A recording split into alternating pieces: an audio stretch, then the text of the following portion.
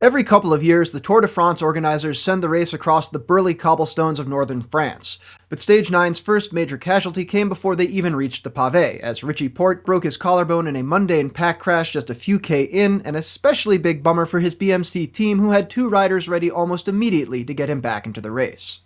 Still, with the break clear and 15 sectors of cobbles looming, the pack was happy to take it easy, with EF Education First Greypack's Lawson Craddock going right to the back, not so much because he was suffering, but to have better reaction time to the carnage and dropped bottles, which, on the early cobbled sectors, were legion, not that the asphalt bits were any better.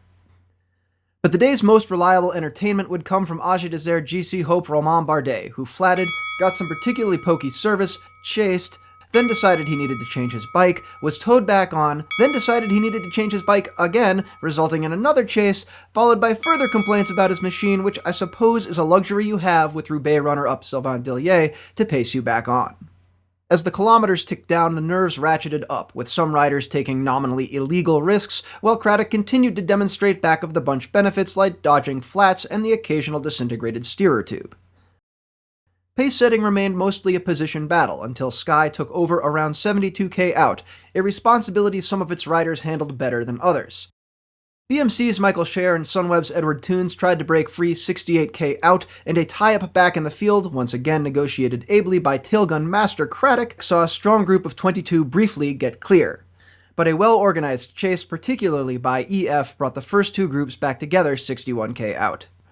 Efforts from BMC even managed to get GC backup TJ Van Garderen in touch from a third group, but as Sky continued to drive a blistering pace into the cobbles, just not a great day for BMC. Van Garderen's teammate and overall leader Greg Van Avermaet, either freed from guard duty or overwhelmed with frustration, threw down the race's first red alert attack at 48k to go. Perfect time for another Bardet mechanical and chase. But as Sky attempted to extend the gap over the gnarly Mons-en-Pével cobbles, Chris Froome's luck was tested again as he narrowly avoided a full endo over a fallen teammate and even got a friendly spectator push after getting back up.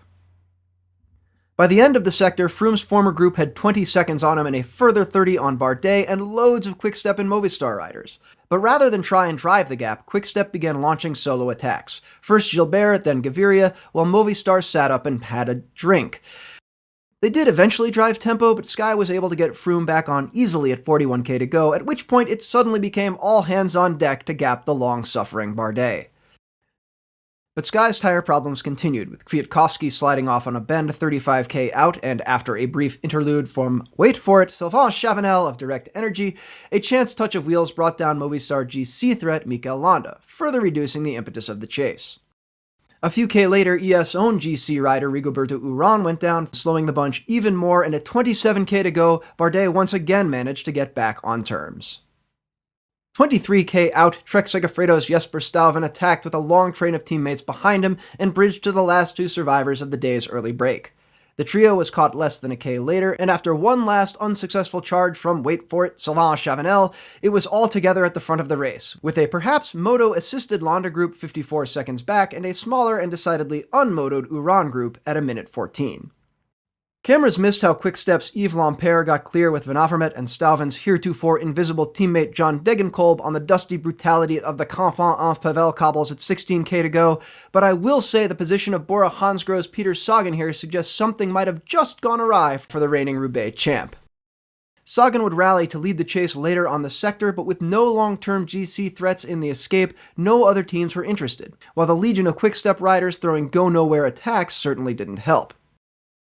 Bardet and Valverde tested the idea of bridging, but as the gap rolled past 40 seconds, the urgency fell out of the chase, and because he was just having that kind of stage, Bardet did too, eventually swept up by the Landa group after another mechanical inside 6k to go.